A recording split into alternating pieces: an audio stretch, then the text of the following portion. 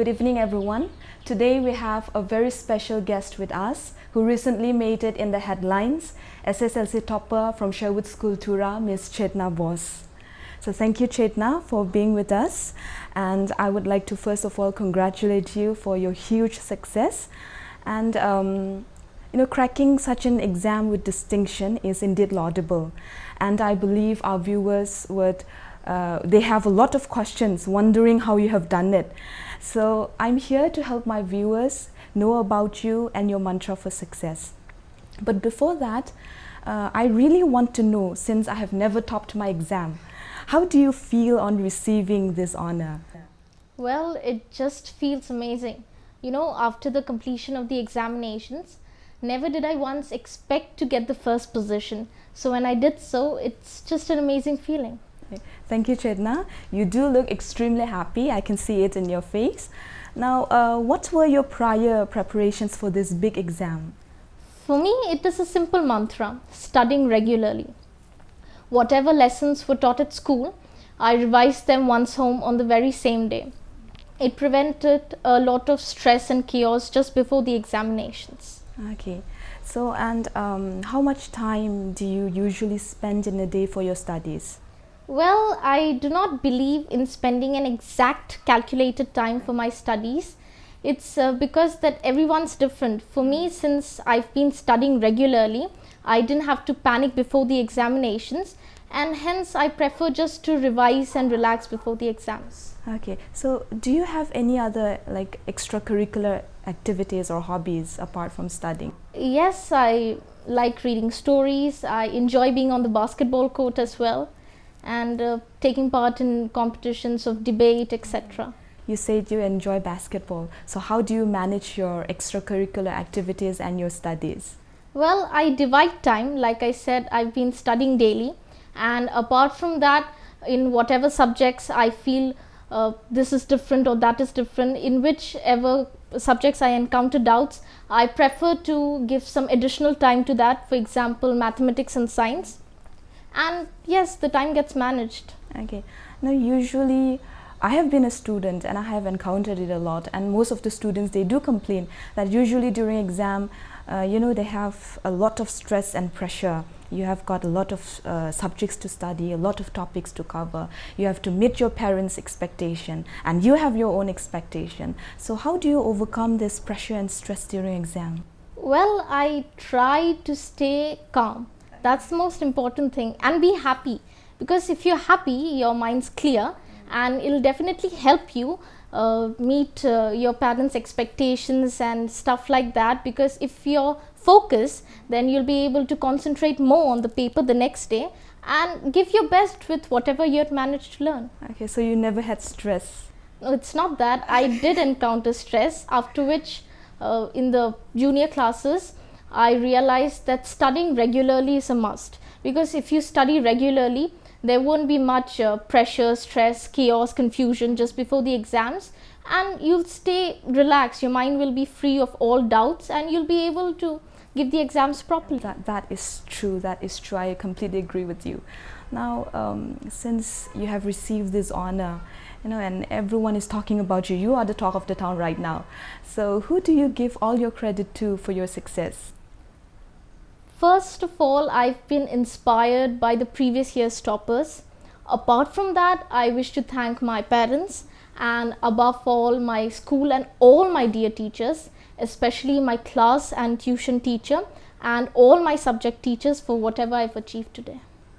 So, since you've mentioned your parents, I would like to inform the viewers that Chetna's father, he is better known to us as Sir Chandrajit Bose. He is the HOD of Department of English, Durama College, Tura. And Chetna's mother, Madam Dugirala Sessi, she is the lecturer of Don Bosco College of Teachers Education. Now, I have a question or two for them as well. Mr. and Mrs. Bose, since both of you are academician, does your daughter's success have something to do with both of you being an academician?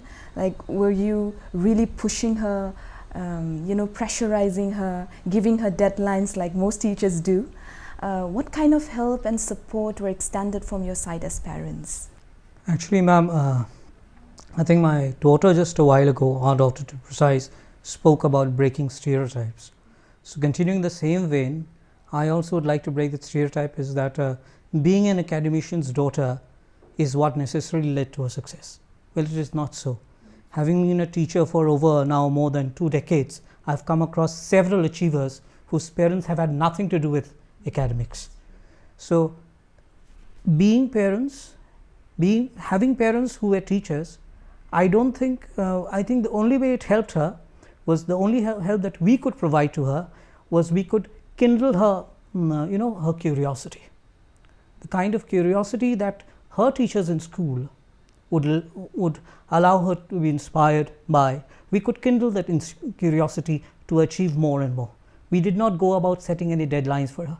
And pressure is the one thing that I would say, not only as a parent but as a teacher, pressure is the one thing that does not work on a child. Pressures and deadlines don't work with children. If we encourage our children to perform and outdo themselves, only then they would do better.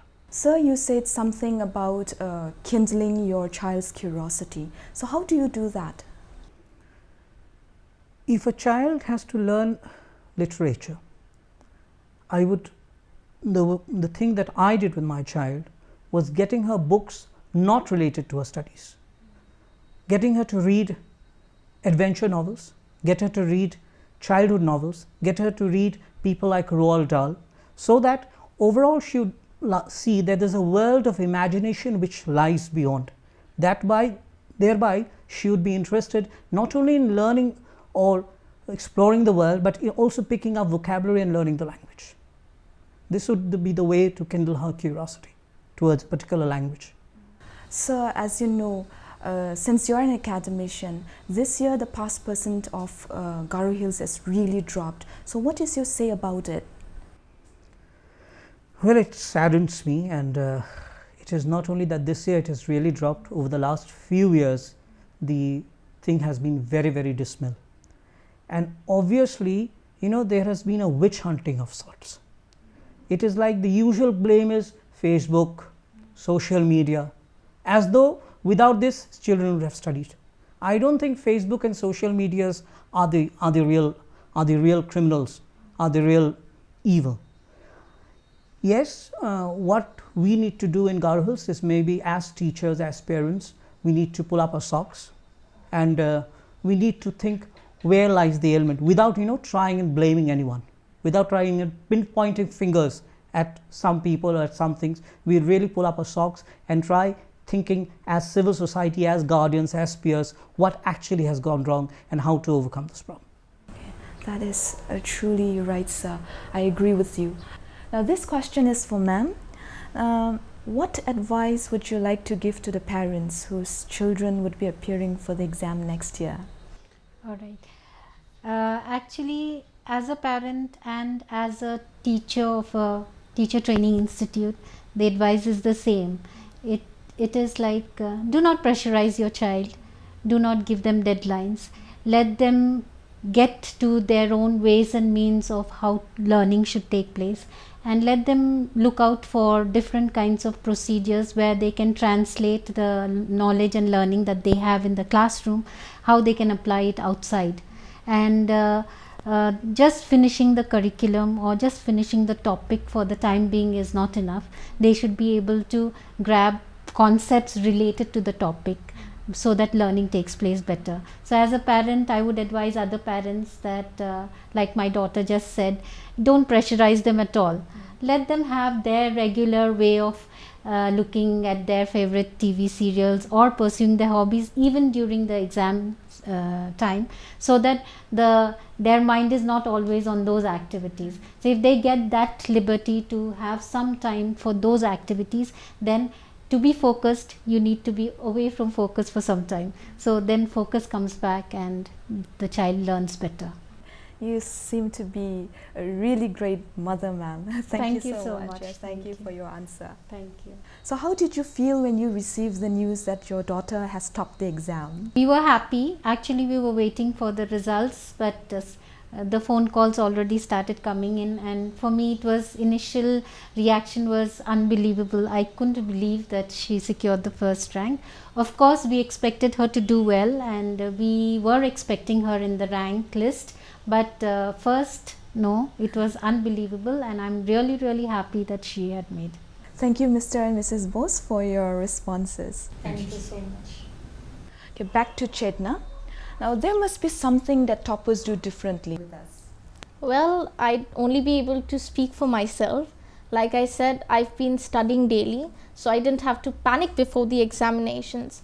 And like I said earlier on the interview, I try and be calm so that I can concentrate on the paper the next day and give my 100% with whatever I'd managed to learn. Now, I would really love to know your aim in life. Well, my aim in life is to do something big in the field of research and training. Okay, wow, that's really great. Since both of your parents are academician, right? Yes, I've been inspired by them as well. Now, which career do you want to choose? As of now, I plan to get into class 11 science, and furthermore in the future, like I just mentioned, I would like to contribute to the field of research and training. What is it that you want to change in your society, and how do you think you can possibly bring that change?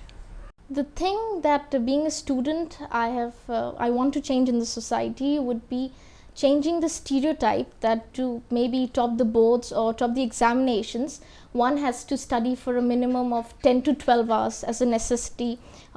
They should stay away from social media and maybe give up on their hobbies before the exams. This is not true, because I think for studies there should be an overall development, and this can only happen if the other usual routine is going on while the student is preparing for the exam. So the stereotype being broken, I'd wish to tell all the students that they should study regularly so they don't have to give in a lot more hours just before the exams. What will be your special advice to the present batch of students? Not just to the students of Sherwood School, of course, but to the students in general. I'd only be able to share my views with them, which would be never to keep things pending, to study regularly and revise thoroughly, and most importantly, to stay calm and be happy. Thank you, Chetna, for being with us. You truly deserve the honor, and I wish you a grand success in your future endeavor as well. And I would also like to thank Mr. and Mrs. Bose for their valuable time and for their good responses. I would also like to thank the viewers for being with us, for watching this show, and I believe most of the students and the parents have been inspired and motivated to try and give their best. I sincerely hope and pray that we produce more of Chetna Bose in Garo Hills. Thank you for watching. Good night and take care.